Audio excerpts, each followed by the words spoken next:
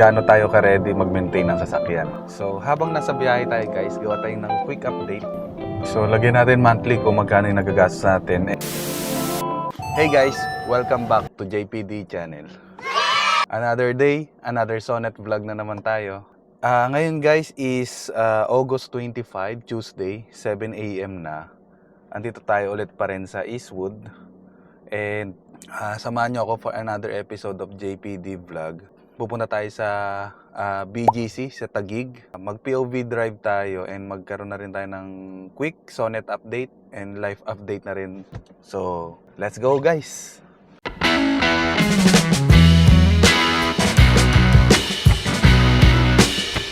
Pwede pa yan. Ang hirap pa naman Ang gawin mo, mag-park. ang gawin mo na lang, pasingit-singit ka na lang. Tips by Rome. Nagbablog ako eh. Sabihin ko, tips by Rome. Singit-singit ka na lang. Oo, ganun lang din naman. Basta yung safe lang. Wow. Alanganin. Sabay bawi. Ito yung mic ko. Aray ko. Nagbablog ako ngayon eh.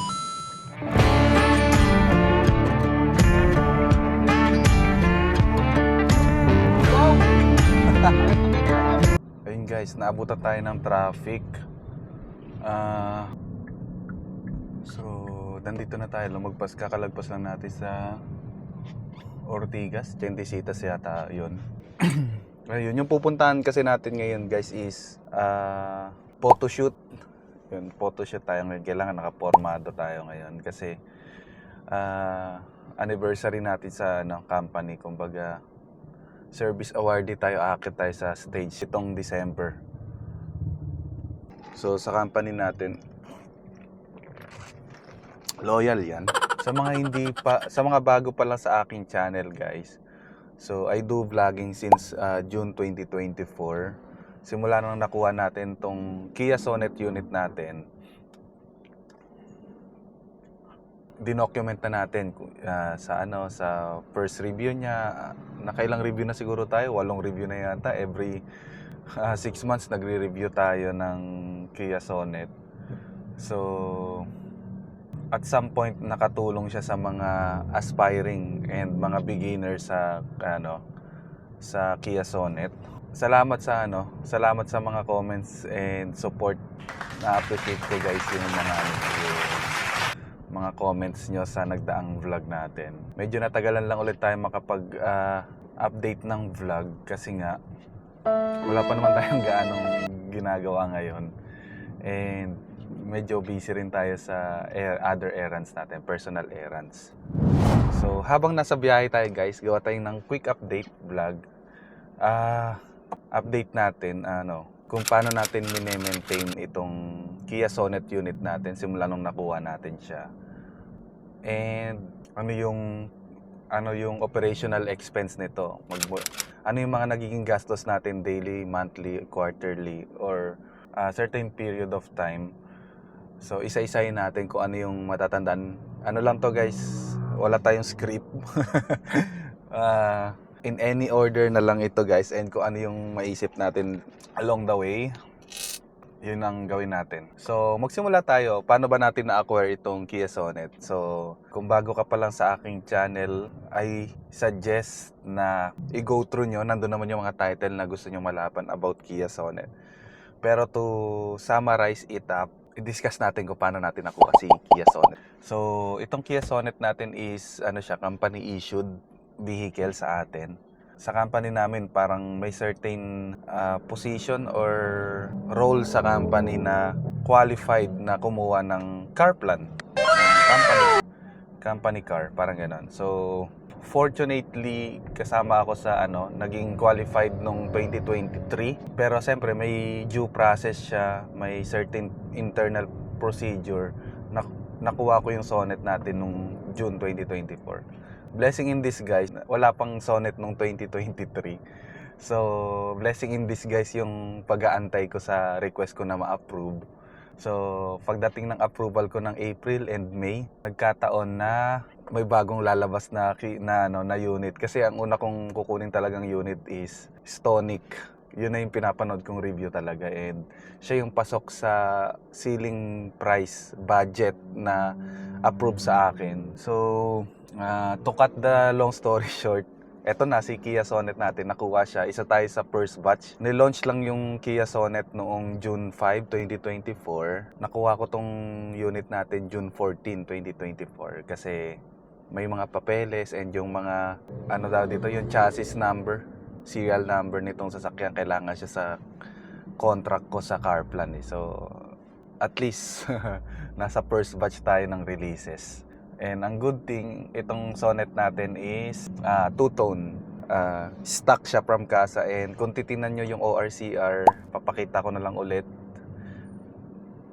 Naka-include sa ORCR natin na ano siya, snow white pearl with black roof, parang ganon. Pero tingnan natin yung ORCR. Itong expenses ko dito guys, pwedeng mas mababa to, pwedeng mas mataas sa inyo, pero ang goal natin is magkaroon lang ng idea yung mga aspiring vehicle owners or Sonet owners, kasi pwede itong maging general yung magiging pag-uusapan natin guys. So, number 1, magkano ba natin nakuha si Kia Sonet? So, ang SRP nung Kia Sonet natin guys nung 2024, introductory price is 868,000 pesos. And binili siya ng cash ng company ko, kaya nagkaroon pa tayo ng 50,000. Nasa 49,500 to be exact yung discount natin.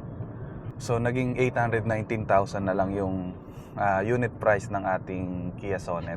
So from 819,000 guys, nag-down payment tayo, reservation ng 10,000 sa dealership para mai-reserve yung mismong natin unit, yung white.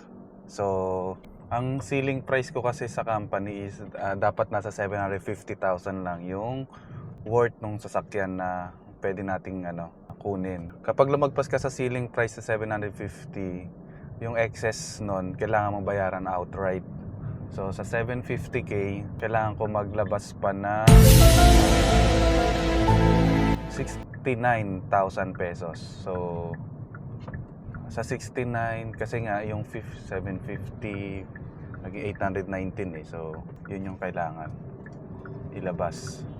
And sa 750,000, sagot ko dapat yung 5% doon. So 37,500. Ipag-plus lang natin guys, 37,500 plus 69,000. Naglabas ako ng I think 117,000 pesos pa. So yun yung share ko. So kaya na-secure ko yung Kia Sonet unit natin. Pero yung 100,000 na yun guys, dinerecho ko siyang bayad sa company. So sa Mega World Company ko siya ibinayad, kasi si Mega World naman yung magbabayad ng buong amount. So arrangement namin siya. So yung car plan natin is 50-50 naman sa sharing.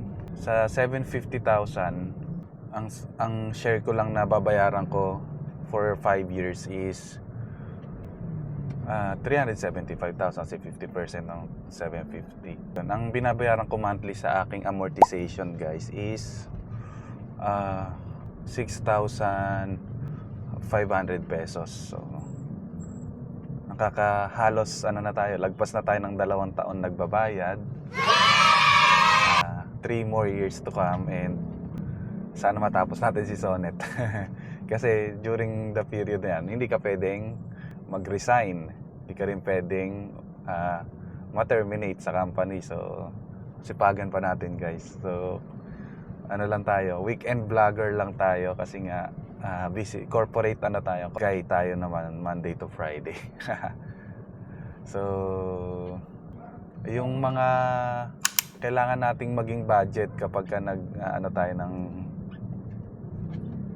nagme-maintain tayo ng sasakyan is siyempre dapat may gas tayo. And variable yung gas natin, kasi nga depende yan sa distance ng tinatakbo mo araw-araw. Kasi kagaya ko, ano namin, apartment or condominium na tinitiran is walking distance lang siya sa office ko dito sa Eastwood. So, hindi ako gaanong gumagamit nitong Sonet natin. Nasa 20,000 pa lang tayo, 20,952 to be exact yung ating odometer. Kung tutuusin, dapat nasa 40,000 na tayo guys eh. So, lumalabas kalahati pa lang siya sa expected na tinatakbo niya. So, hindi natin siya gaanong gamit si Kia Sonet. Nagkakaroon lang tayo ng long distance kapag meron tayong kailangan i-vlog. Other than that, ano lang tayo, talagang sa church lang natin siya ginagamit. Eh yung church natin, doon tayo nag-church sa Batasan. So nasa almost 15 kilometers siya yung takbo natin weekend doon. Or umuwi tayo sa Montalban. So ang gastos natin sa gas is ang budget allocated natin is 1,500 to 2,000 pesos per week. Pwede siyang mas bumaba or tumaas, depende kung saan tayo tinatakbo natin. Kung saan yung tinatakbo natin. So, yun yung budget natin. When it comes to insurance, ang normal na insurance natin kapag comprehensive guys is 20,000. Pero pwede siyang tumaas depende sa nakuha nating policy.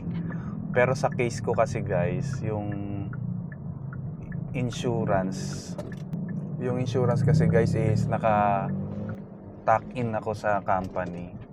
So nasa 50-50 din yung ano na. So nagkamali tayo pasok. Ang dami natin shortcut na ginagawa. Sa Pasig tayo ngayon.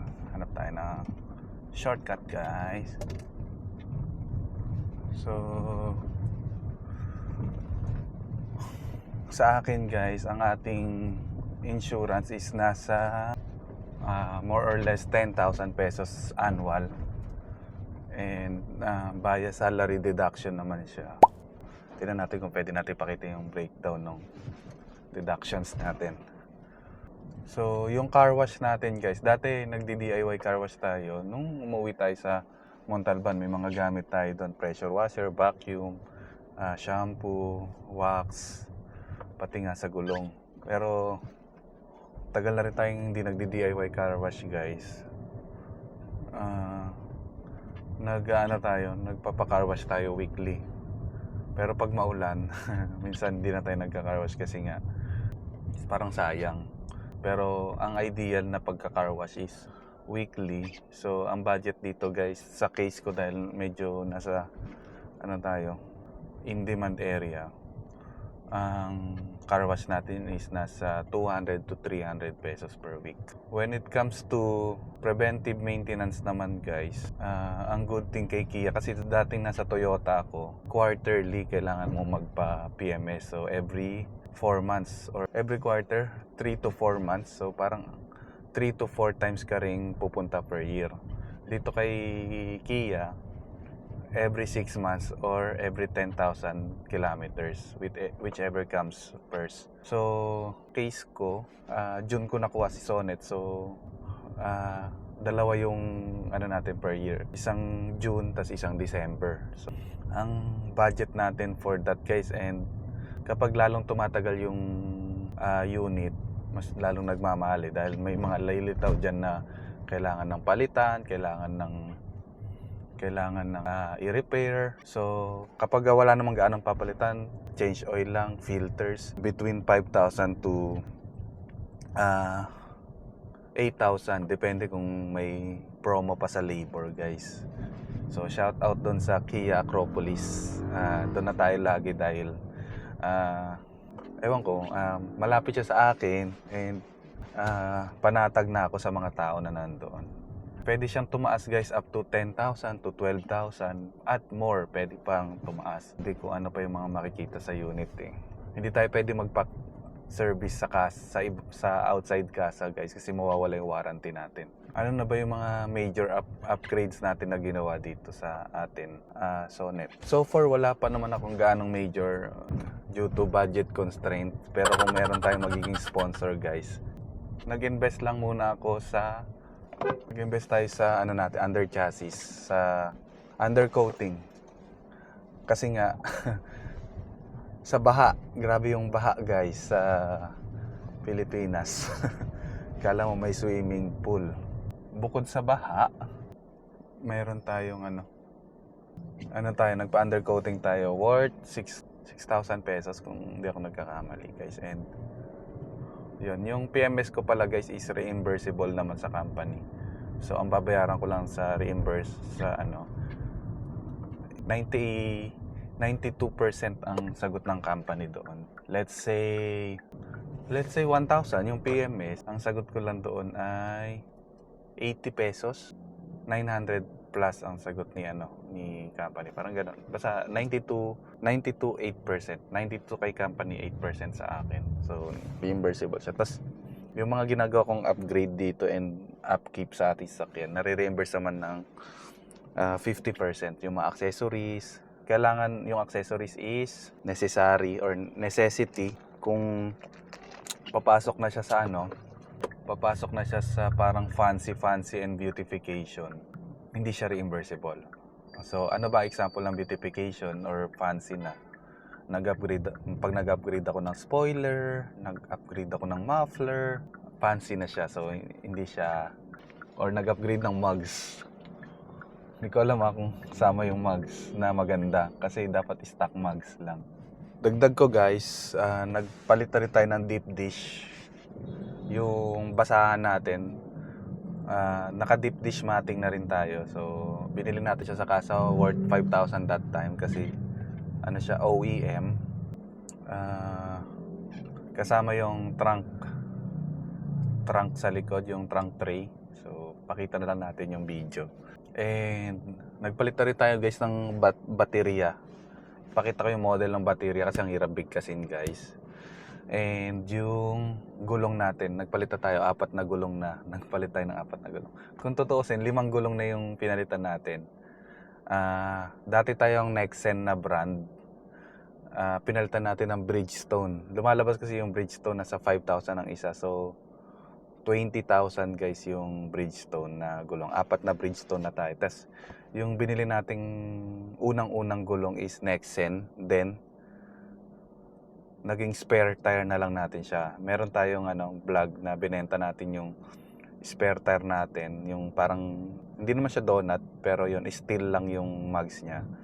And bumili tayo ng spare tire na mugs. So pakita natin yung mga So naka-mugs na tayo lahat pati spare tire natin. May vlog tayo about diyan. So lumalabas na sa 30,000 plus. 5, 10, 15, 20, 20,000 yung gulong na 4. Pero kung nakalima na ako, 25,000. Plus yung battery, guys, nasa 7,000 yung battery, more or less. Pero yun, yung pagpapalit naman ng mga ganito is, sagot naman ng company namin. So, kailangan ko lang mag-request ahead of time. And sa mga nagsasabi, bakit nagpalit na ako ng baterya agad? Pwede nang magpalit after 2 years ng mga consumables. So, ni-utilize ko lang yung privilege. Sayang nga hindi ko, dapat pala binigay ko yung mga gulong ko. Kasi hindi pa naman siya ganun ka pudpod. Talagang trip ko lang palitan that time kasi nga pwede naman. Pati yung battery nasa 92% pa nun nung chine-check. Sayang, pwede sanang mabenta or mabigay sa mga kakilala natin. Pero ganun talaga. Sa mga accessories din ng mga mount, ayan ito guys. Meron tayo dito sa magnet siya. Pero malaking tulong naman. Malaking tulong siya sa akin. Lalo na't nagba-vlog tayo. Nagpalit na rin pala tayo ng wiper. Kasi napansin natin sa wiper natin. Siya? Hindi siya gumagana. Parang hindi naman nakakatulong. So, nagpalit tayo. Bumili tayo sa department store. Rain X yung tatak. Okay naman. Nasa-serve naman yung purpose and mura siya nung binili ko. 600 pesos yata. Ang size ng ating wiper, kung di ako nagkakamali, is 16 and 24 guys. So, yung sa likod, kalimutan ko. Ano ba yan? 12 yata. Pero tinan natin sa sa manual. Ano ba yan? Sorry ah. Pero yun, lagay natin guys yung ano dito para sa mga future reference natin na magpapalit ng wiper. So, lagyan natin monthly kung magkano yung nagagastos natin, and yung preventive maintenance siguro sabihin natin, ihatiin natin siya into 6 months. So, kung 6 months siya, mag-allocate tayo ng ganitong amount. So, lagyan natin yung tabulation ng budget natin. So, ito guys is ano lang, ballpark ano lang, reference. So, pwede itong tumaas or pwede ring bumaba. Depende kasi sa kung paano nyo ginagamit si Sonet or yung vehicles ninyo. Ang tanong is, gaano tayo ka-ready mag-maintain ng sasakyan? Kasi nga, simula nung nagkasasakyan tayo, lalo na ito second car natin, sobrang laki ng ano, na mag-a-adjust ka talaga sa gastos ng sasakyan. Kasi nga, ang binibili mo hindi lang naman yung ano, yung mismong sasakyan. Yung comfort, yung convenience. Lalo na sa panahon ngayon na ang hirap-hirap ng transportation sa ano sa Pilipinas. Yung convenience talaga na nasasama mo yung family mo. Hindi kayo kailangan mag-commute, pumila sa ano. Pero yun, ang tips ko lang guys, huwag madaliin. Kung hindi pa talaga kaya, ipon pa sa mas malaking down payment. Mas malaking down payments, mas less yung amortization kasi guys eh. Yung responsible lang talaga dahil pangit naman mahatakan tayo ng unit, di ba? Sandali lang natin nakuha. Sandali lang natin nagamit.